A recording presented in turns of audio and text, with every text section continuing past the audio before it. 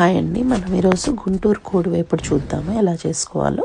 దానికి కావాల్సిన ఇంగ్రీడియంట్స్ అండి: చికెన్, ఉల్లిపాయ, పచ్చిమిరపకాయ, కొత్తిమీర, అల్లం వెల్లుల్లి పేస్ట్, ఉప్పు, కారం, పసుపు, గరం మసాలా అండ్ కరివేపాకు అండ్ ఆయిల్ అండి.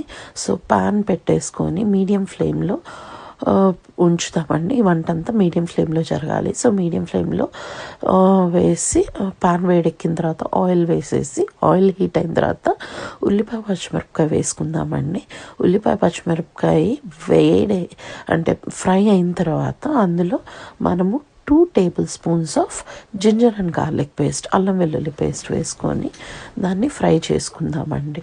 అల్లం వెల్లుల్లి పేస్ట్ మంచి సువాసన వస్తుంది. సో మంచి వాసన వచ్చిన తర్వాత దాన్ని అప్పుడు మనము అందులో కొంచెం గరం మసాలా, మనకు కావాల్సినంత గరం మసాలా, పసుపు, ఉప్పు వేసేసి దాన్ని బాగా కలుపుకుందామండి. సో గరం మసాలా కూడా అందులో అంటే పచ్చి వాసన కాదు, అండ్ అది కడుపు మంట రానికుండా చేస్తుందండి ఆయిల్లో ఫ్రై చేసిన తర్వాత.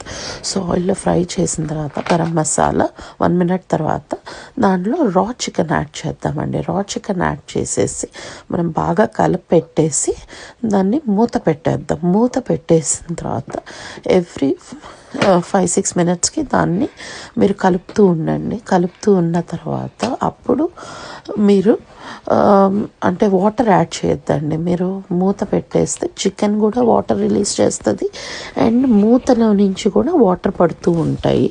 సో అట్లాగే చికెన్ ఉడుకుతుంది. ఒక 65-70% ఉడికిన తర్వాత అందులో మనం ఇప్పుడు కారము అండ్ కరివేపాకు వేసుకుందామండి. కారం, కరివేపాకు వేసుకొని బాగా కలుపుకొని మూత పెట్టే ముందు నేను యాక్చువల్లీ జీడిపప్పు నానబెట్టుకోవటం మర్చిపోయానండి. సో నేను జీడిపప్పు కూడా మామూలు జీడిపప్పు ఇప్పుడే వేసేసి దాన్ని ఉడకాలంటే కొంచెం వాటర్ కావాలి. సో నేను ఒక హ్యాండ్ఫుల్ ఆఫ్ అంటే కొంచెం చేయి తలుపు నీళ్ళు అంటారు కదా, అంత వాటర్ పోసి దాన్ని బాగా కలిపేసి మూత పెట్టేస్తానండి. అది ఉడికిపోతుంది. ఒక 5-10 మినిట్స్లో అది ఉడికిపోద్ది. ఉడికిపోయిన తర్వాత దాంట్లో మంచిగా కొత్తిమీర కలుపుకొని మనకు కావాల్సిన స్పైసెస్ అంతా చెక్ చేసుకొని మనం చూసుకొని ఏదైనా తగ్గిందా, ఎవ్రీథింగ్ ఓకేనా అనేది మనం చెక్ చేసుకున్నాం. నాకైతే అంత పర్ఫెక్ట్గా ఉంది.